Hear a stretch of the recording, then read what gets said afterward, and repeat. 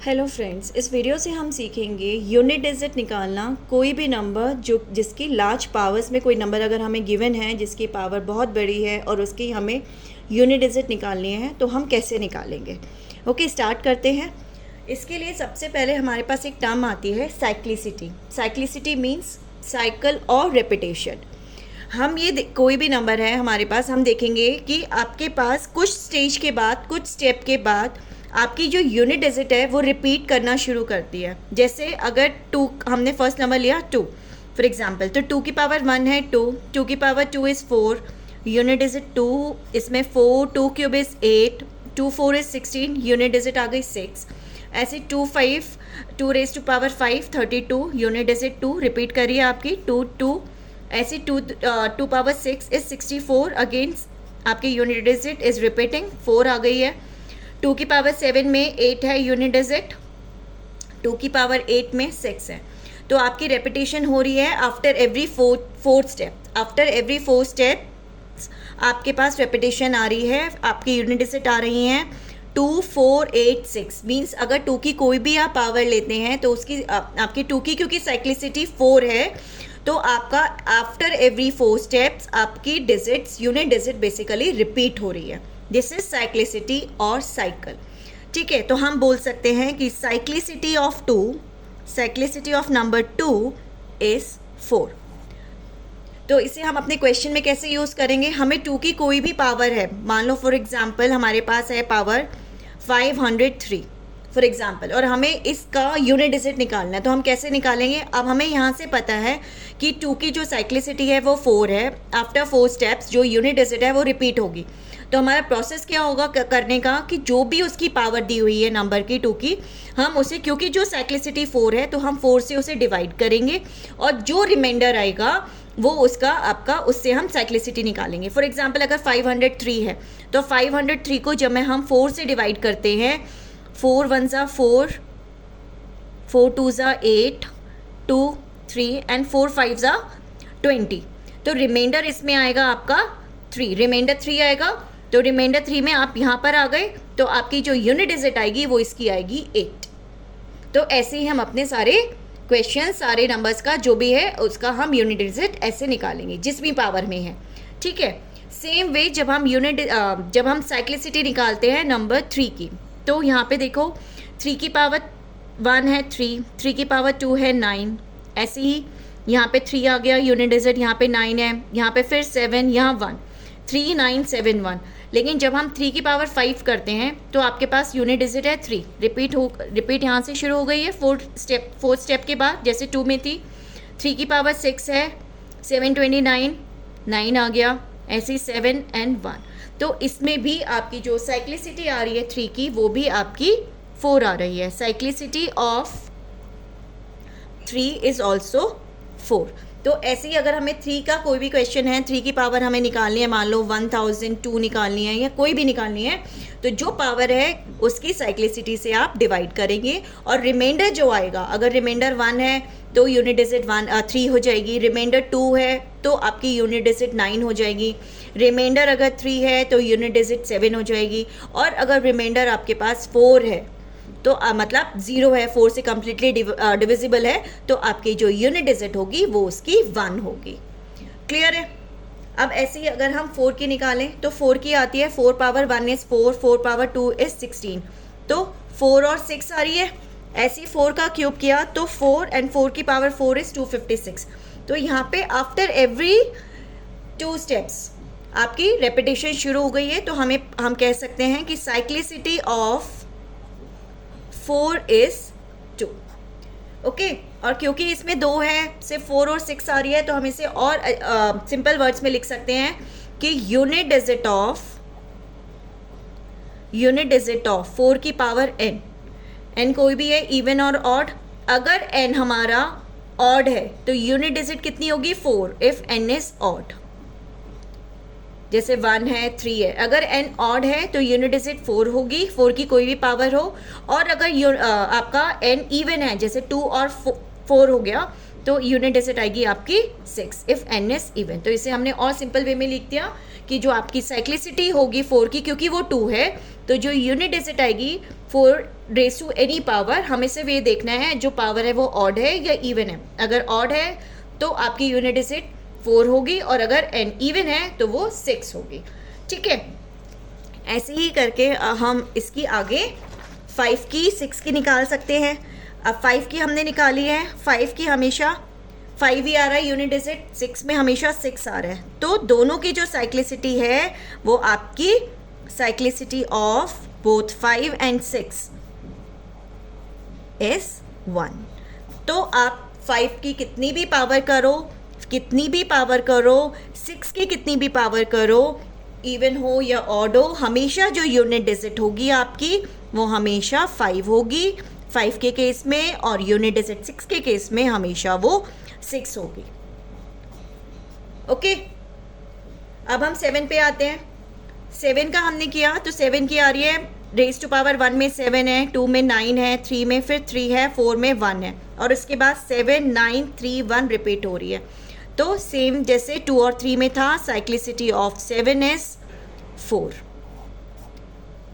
Same way जब हम 8 की कर रहे हैं तो हम ऑब्जर्व करेंगे पैटर्न से, हमारे पास साइक्लिसिटी ऑफ 8 जो आ रही है वो भी हमारी 4 ही आ रही है। Cyclicity of 8 is 4। तो आपकी 2 3 7 और 8 की है 4, 5 और 6 की है 1, 4 की आपके पास 2 है। अब हमारे पास 9 है, हम 9 की चेक करते हैं। 9 को हमने देखा तो 9 में आ रही है 9 1 9 1, तो 4 की तरह इसकी भी साइक्लिसिटी आपकी 2 है। Cyclicity of 9 is 2। तो हम इसे लिख सकते हैं यूनिट डिजिट ऑफ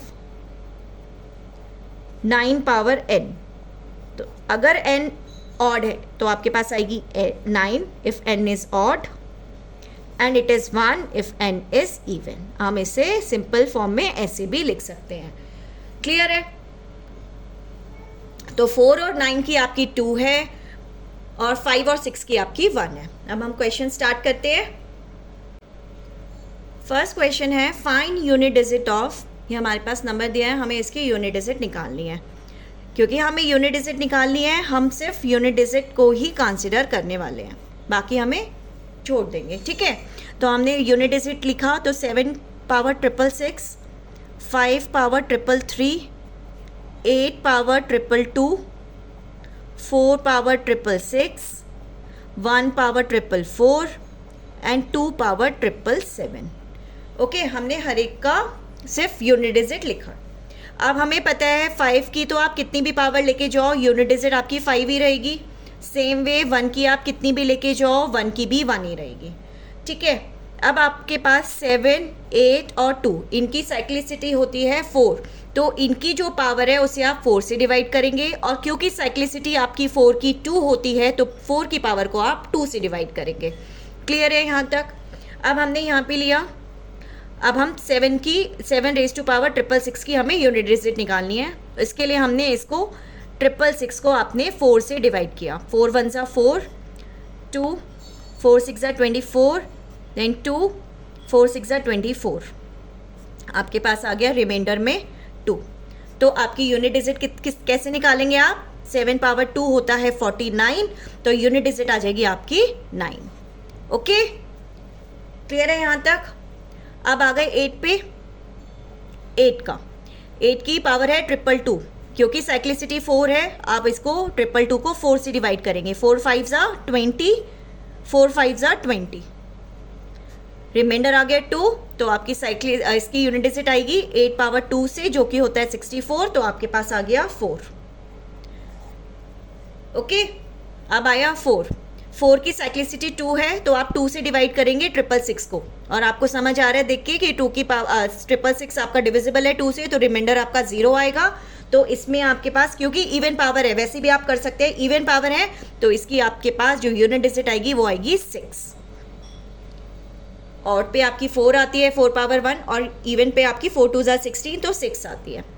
ओके, अब बच गया 2 पे आपकी पावर है 777, क्योंकि इसकी साइक्लिसिटी आपकी कितनी है 4, तो आप 4 से डिवाइड करेंगे 777 को। 4 से आपने डिवाइड किया, 4 1 ज़ा 4, 3 आ गया, 4 9 ज़ा 36, 1 4 4 ज़ा 16, तो आपके पास रिमाइंडर आ गया है 1। तो आपकी इसकी 2 पावर 1, तो आपके पास रिमाइंडर आ जाएगा 2। तो अब आपके पास रिमाइंडर आ गए हैं 9, 5, 4, 6, 1, 2। इनको आप ऐड कर दीजिए तो आपके पास कितना आएगा, 9 + 5 इज़ 14, 9 + 5 क्या 14, 14 + 4 इज़ 18, 18 + 6 24, 25, 27। टोटल आपने किया तो कितना आ गया 27, एंड यूनिट डिजिट आपके पास आ गई उसकी 7। तो इस क्वेश्चन का आंसर हो गया, यूनिट डिजिट इसकी हो गई आपकी 7। Okay, clear. नेक्स्ट क्वेश्चन देखते हैं।